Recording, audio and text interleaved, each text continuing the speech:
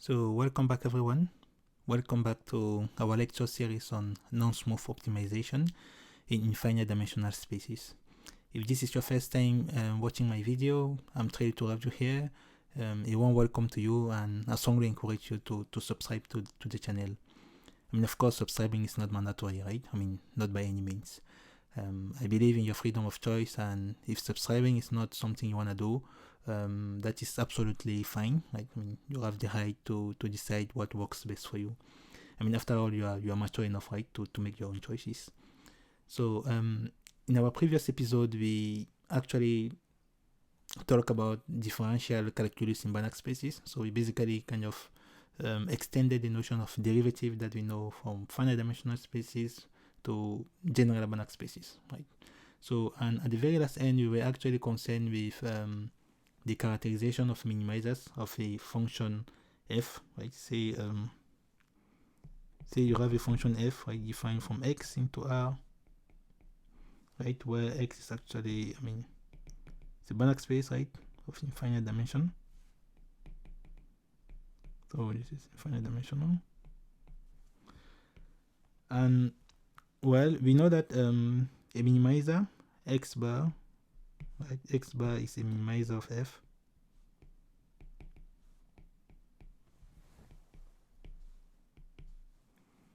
If and only if, probably I write it this way, right? F of x bar is actually less or equal than f of x, right? And this should hold for all x in x, right? So, but we basically, I mean, this condition, I mean, is not really useful, right? Because we saw that if, I mean, of course, I mean, just to make it understandable, I mean, if I give you the function, I mean, the parabola x square, right, then it is actually easy for you to check that 0 is actually a minimizer of this function, right? I mean, this is kind of straightforward, right? So, but if the function f is not, I mean, it's not nice enough, right? I mean, you can actually struggle, right, to check that f of x bar, I mean, for a given x bar, is actually less or equal than f of x, right, for all x, right? I mean, that would be very difficult, right? I mean, you cannot even think of doing kind of a, I mean, you cannot think of doing a point-wise check, right? Because the space x is actually infinite dimensional. So this condition here, right, is not quite useful, right? I mean, even if you, I mean, for those actually designing algorithm for, I mean, for optimization problem, right? They cannot actually use this condition here as a stopping criteria, right? I mean, they cannot do that. So we need actually something better. So so let me just erase this. So our aim is actually our aim in this lecture is actually to probably put it in color, right? So we want to characterize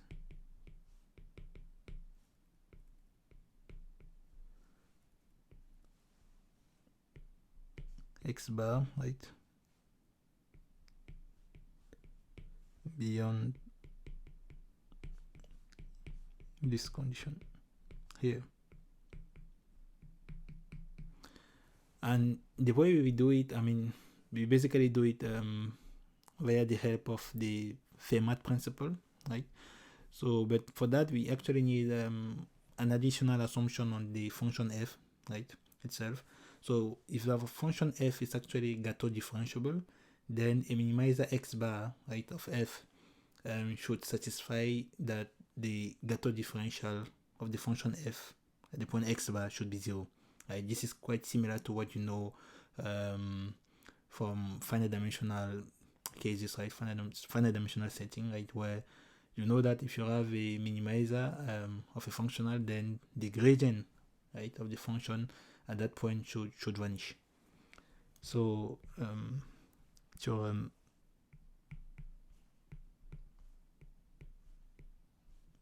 this will be theorem 2.7. And the 7 looks a bit ugly. And this is actually the Fermat principle.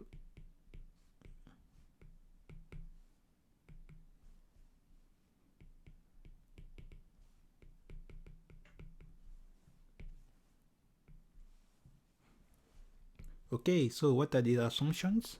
So let f, right, be a function again defined from a Banach space x into R, right, be Gateaux differentiable. So we use the same color, so we just highlighted that down.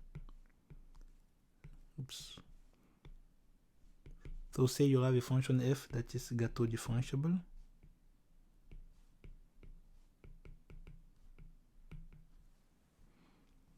Right, and you have a minimizer, x bar, right, x bar in x, right, be a minimizer.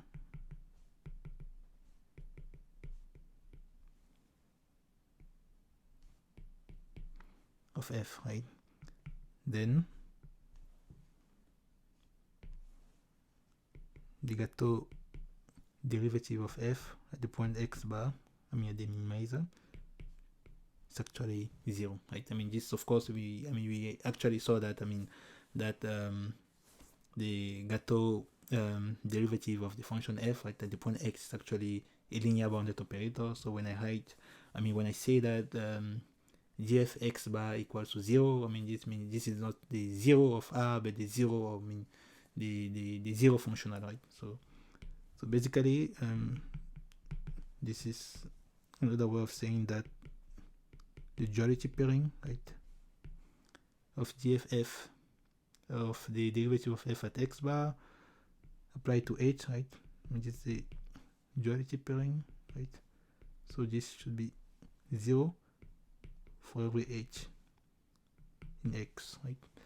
Okay, so let me quickly highlight some of our assumptions. So f should be Gateaux differentiable and x bar should be a minimizer of f. So also observe that this, Fermat principle actually gives you a necessary condition, right? So if you actually solve this equal to 0 and find x bar, this only gives you a critical point, right? A candidate, only gives you a candidate for the minimizer, right? So it's actually quite similar to what you know, right, from finite dimensional setting. If you solve gradient of f equal to 0, then you only get critical points, right? It doesn't mean that every point that satisfies gradient of f equal to 0 is actually a minimizer or a maximum of, a maximizer of the functional you're working with. Only gives critical point, right? To get a kind of a sufficient condition, you need more assumption, right? Like for instance, in finite dimensional setting, you will require also that the second derivative, right, the Hessian should be positive definite, right? Because positive definite, this actually ensures that you have kind of a convex function, and yeah. So, but don't worry, right? We will kind of go into details. We go into that when we will deal with calculus of variation, hopefully. So, okay, so the Fermat principle says that if your function is Gateaux differentiable and x bar is a minimizer of f, then the Gateaux derivative of f at x bar should be 0, right? Okay, so let's go into the proof.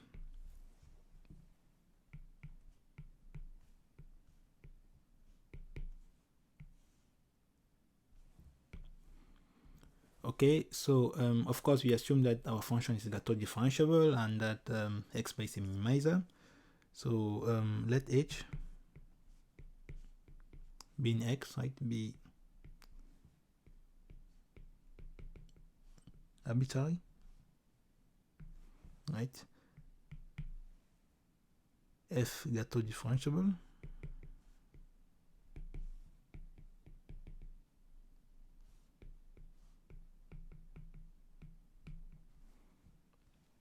With x bar being a minimizer, right? So you have f of x bar is exactly the infimum of f of x, right? Over all the x in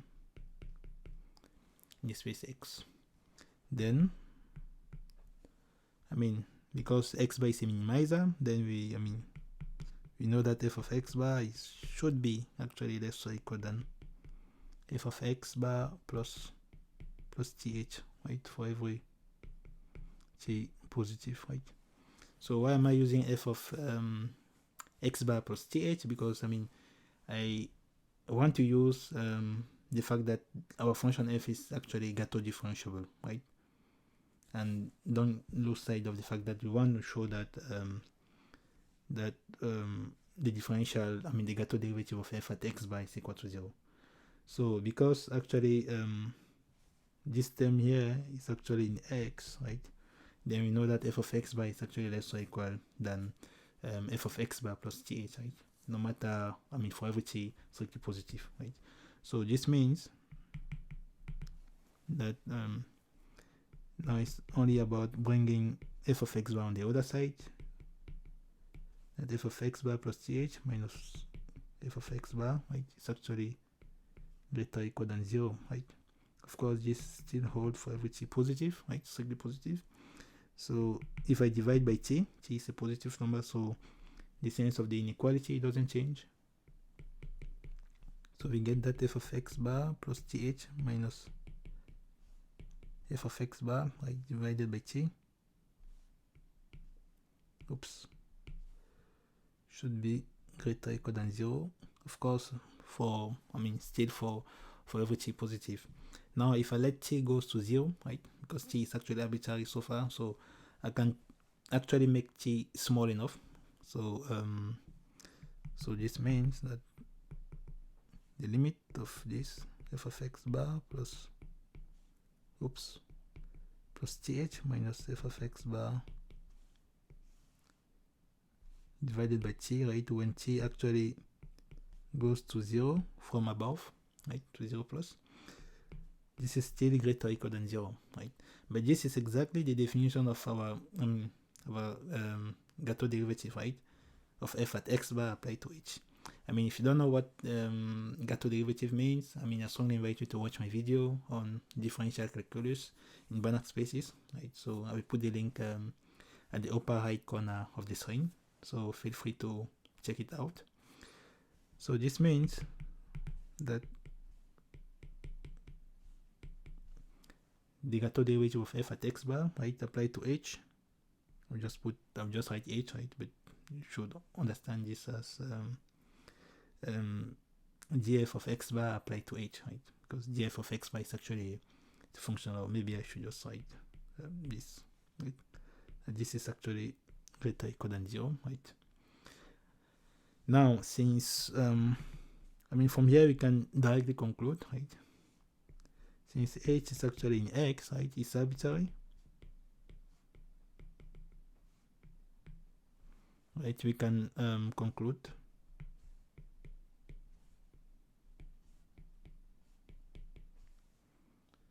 that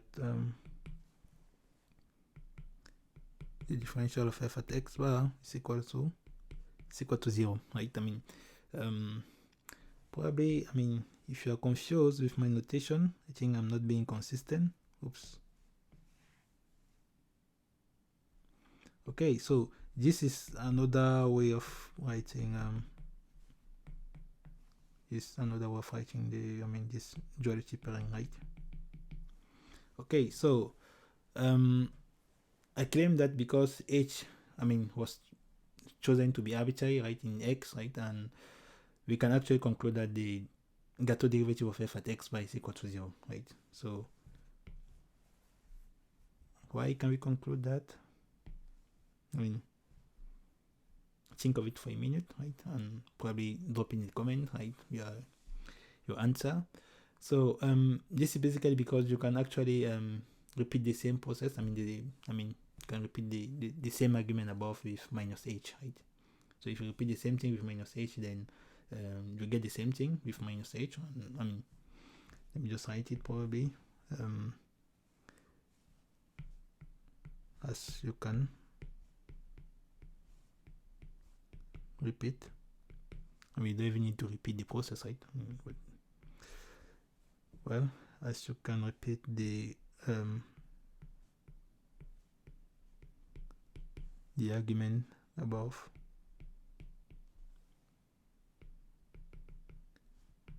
With minus h, right? So this means what you will get is that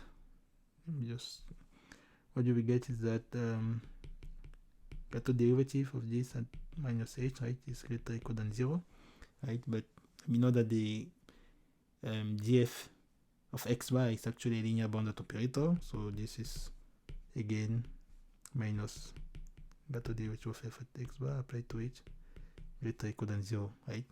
So I can even actually multiply by minus and just change the sense of the inequality, right? And this will hold for every h, right? So you have at the same time that df of x bar applied to h is less or equal than 0, and so you have this, right?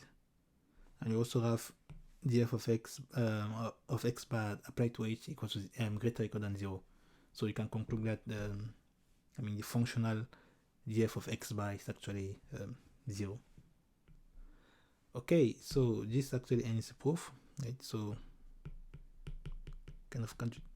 this was a rather short proof, right? So okay, before we wrap up, I want to acknowledge that this was a bit of a shorter lecture, right, compared to some of our marathon sessions. I've heard some feedbacks. Some people say my videos can last more than an hour, right? And they don't always have the time to follow along till the end. Yet oddly enough, they seem to find the time for videos featuring certain dance, right, that involve a lot of shaking. You know what I mean. Well, it's quite amusing, but no worries, right? I get it, right? Time is precious and attention spans can be short, right? So if you stuck around till now, and I appreciate it, right? But keep in mind that it is all to your benefit to stick to the end of my videos, right? Because the more you know, the more you empower yourself. I say that once again, the more you know, the more you empower yourself. So if you're new here, once again, a warm welcome to you. And again, this was a shorter video. Sometimes brevity is a good thing, right? So I will not be long. So if you enjoyed this quick exploration of Fermat principle, please give it a thumbs up, right? And of course, if you want to be part of this mathematical revolution and take another quantum leap in your understanding of mathematics, make sure to subscribe, right? It's like a shortcut to all the cool science without the hour-long commitment. And also, please feel free to share it with your friends, right? Because even if they have a minute to spare between twerking videos, they might find this this lecture intriguing too. So thanks for spending a bit of your time with me today. Until the next video, stay curious, stay hungry, stay foolish. See you soon.